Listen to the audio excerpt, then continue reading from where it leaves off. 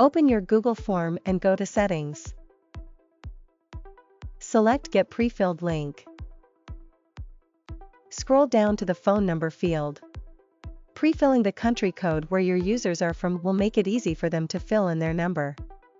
Phone number must include country code to use the shortcuts in WhatsApp. Once done, click Get Link. Click Copy Link. Paste the link in a new tab.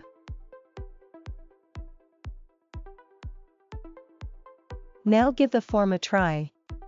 Fill in all the fields, then hit Submit.